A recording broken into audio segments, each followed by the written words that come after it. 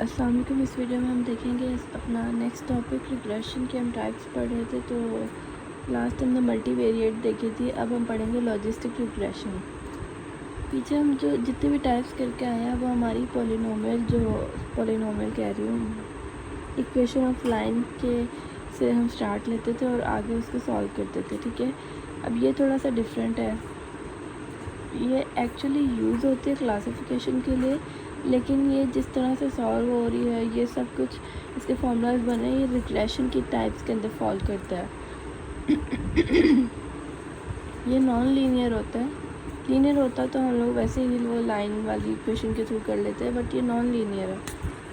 But हम इसको regression के लिए भी यूज़ कर सकते हैं। वो डिपेंड करता है हम आउटपुट को किस तरह से हैंडल कर रहे हैं। बाकी सारा काम दोनों में सेम होगा, चाहे वो आप क्लासिफिकेशन के लिए कर रहे हैं या रिग्रेशन के लिए। मेजर डिफरेंस आपका आउटपुट के टाइम पर आता है। ठीक है, अब हम देखेंगे इसके बिहाइंड मैथ्स क्या है इसकी सारी। पहले तो हम जो सारा देख रहे थे उसके अंदर हमारा वो लाइन की इक्वेशन यूज़ हो रही थी, लेकिन इसमें प्रोबेबिलिटी वाले कॉन्सेप्ट्स यूज़ होंगे। इसमें ये 3 कॉन्सेप्ट यूज़ होने हैं, odds ratio, log of odds ratio और ये ई वाला काम। फाइनल आउटपुट जाएगी वो ये वाला फंक्शन बनेगा हमारे पास। ठीक है, इसका ग्राफ कुछ इस तरह से होता है। मैं ट्राई करूँगी ग्राफ्स की अलग से एक वीडियो बना लूँ, क्योंकि मैं सबके ग्राफ्स वीडियोस में मेरे ख्याल में नहीं डिस्कस करके गई, तो हम ग्राफ्स की अलग से वीडियो बना लेंगे। अच्छा, इसका ग्राफ कुछ इस तरह से होता है। इसको कहते हैं एस कर्व, और एस कर्व की जो इक्वेशन बनती है वो ये बनती है। ये इक्वेशन बनी कैसे है वहाँ पर आते हैं। सबसे पहले हम डिस्कस करते हैं odds ratio.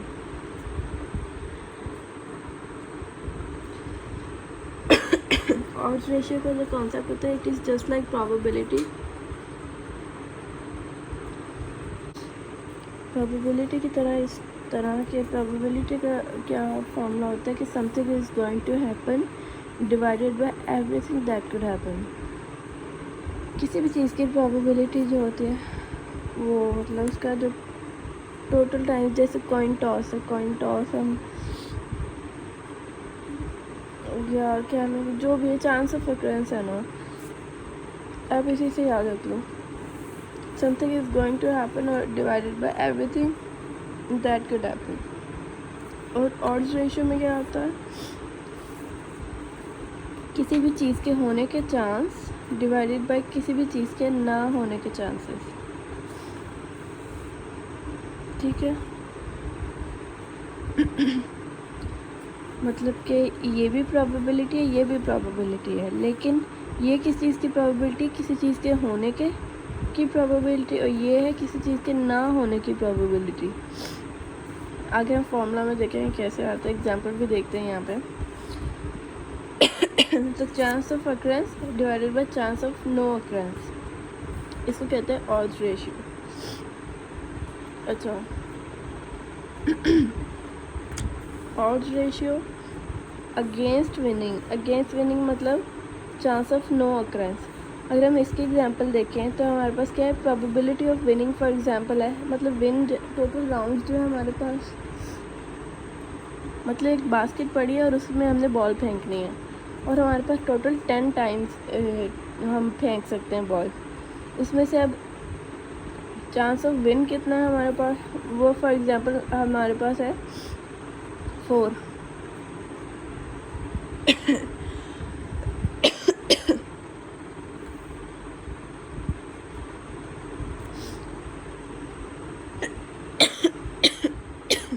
Sorry, chance of winning okay 4/10 की प्रोबेबिलिटी इसकी कि विन कर सकता है। 10 टाइम्स हमारे पास ऑप्शन मतलब फेंकने के बॉल्स के, और 4 टाइम्स हमारे पास हमने विन की मतलब कर लिया है, ये जो भी है ये गिवन था हमें। ठीक है, और प्रोबेबिलिटी ऑफ लॉस हमें ये था। जाहिर सी बात है, जब 4 टाइम्स हम विन कर सकते हैं 10 में से, तो फिर जो बाकी बच जाएंगे वो हमारे लॉस के ही चांसेस होंगे ना। अब इस तरह से लिख लो 10 के साथ कैंसिल हो गया, 4/6 आ गया और ये आ गया आपकी odds ratio against winning. Against winning इसलिए था क्योंकि हमारा जो लूजिंग लॉस के चांसेस थे वो ज़्यादा थे, ठीक है। Odds ratio in favour of winning कब होगा? जब विनिंग के चांसेस ज़्यादा होंगे, जैसे यहाँ पे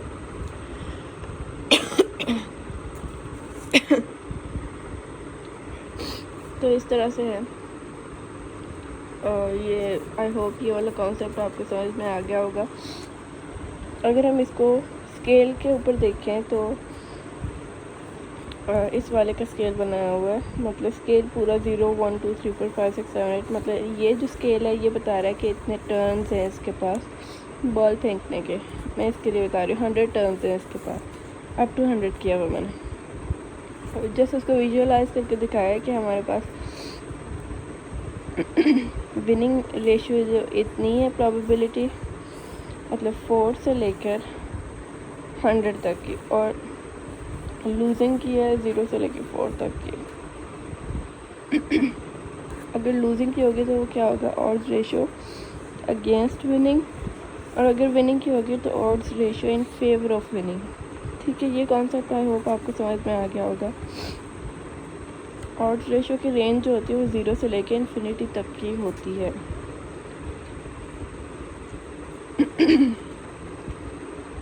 और ऑड्स रेशियो जो है सबसे बेसिक कॉन्सेप्ट है हमारा लॉजिस्टिक का, जिसकी बेस पे हमारा अगला सारा फार्मूला बनेगा।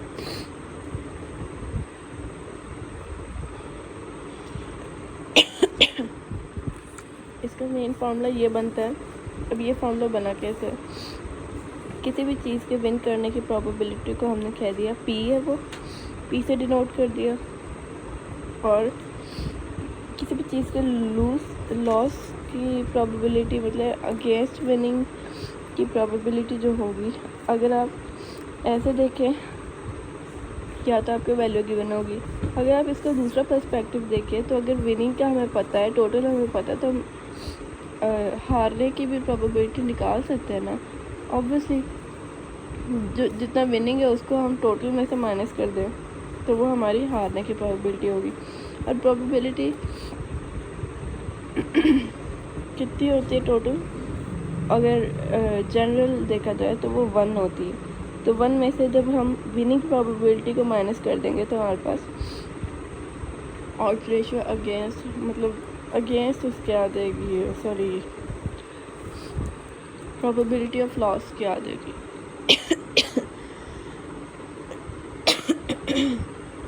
सॉरी, ये ऑड्स रेशियो आ गया। ऑड्स रेशियो का फॉर्मूला, हम इस फॉर्मूले को लेके आगे चलेंगे।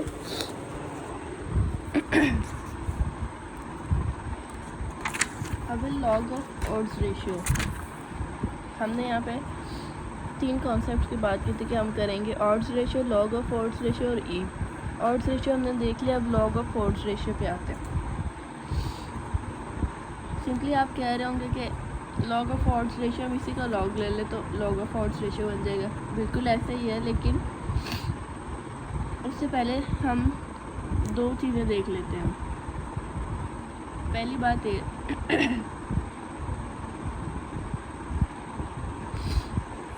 कि इसका स्केल जो होता है वो माइनस इन्फिनिटी से इन्फिनिटी तक होता है, जबकि ऑड्स रेशियो का स्केल 0 से इन्फिनिटी तक का होता है। ठीक है, हमने एक इक्वेशन पढ़ी थी मल्टीवेरिएट के अंदर, ये वाली इक्वेशन, ये इक्वेशन हमने मल्टीवेरिएट के अंदर देखी थी ना, और वो थी y इक्वल टू दिस। इसके अंदर हमारे पास कह लो कि y इक्वल टू दिस, ये वाली इक्वेशन आ रही है। हम क्या कहते हैं, इन दोनों y वाली इक्वेशंस को कंपेयर कर लेते हैं इस तरह से। इस तरफ मैंने लिख दिया ऑड्स रेशियो वाला फार्मूला, और इस तरफ लिख दिया दूसरा जो पहले हमने फार्मूला पढ़ा था, वो इक्वेशन ऑफ लाइन के थ्रू। प्रोबेबिलिटी को हम लीनियर वाले जो हमारे पास इक्वेशन थे उसके साथ कंपेयर कर रहे हैं।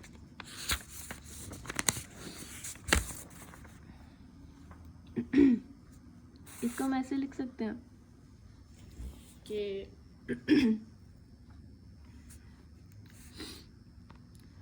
P into Y equal to 1/x, मतलब कि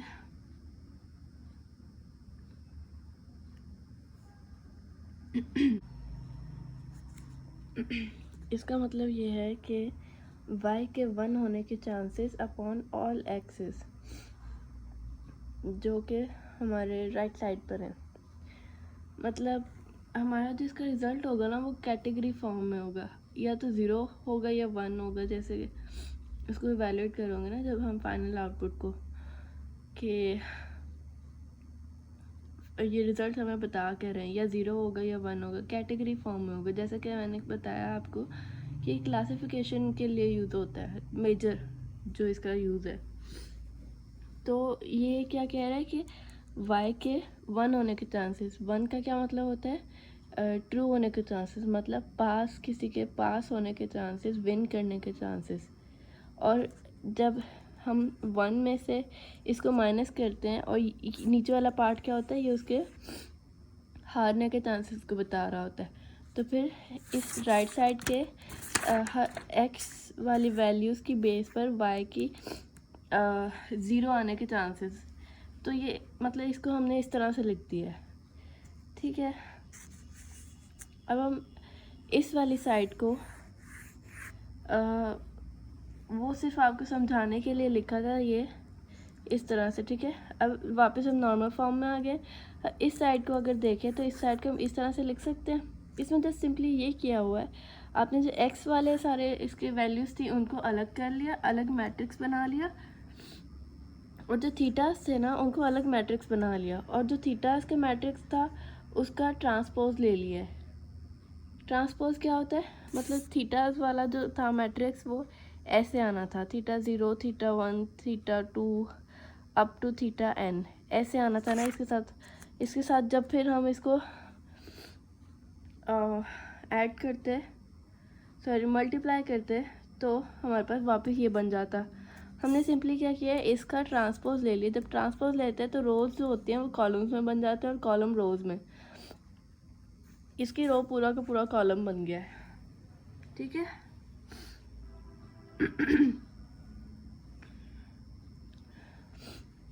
और ये टी इसको शो करा कि इसका ट्रांसपोज लिया हुआ है।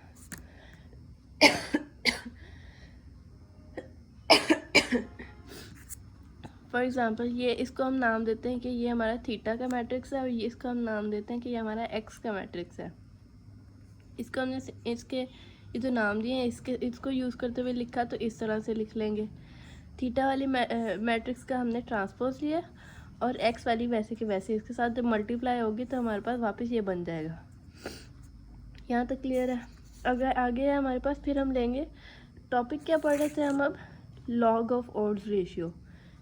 ऑड्स रेशियो हम कर चुके हैं, अब हम लेंगे इसका लॉग।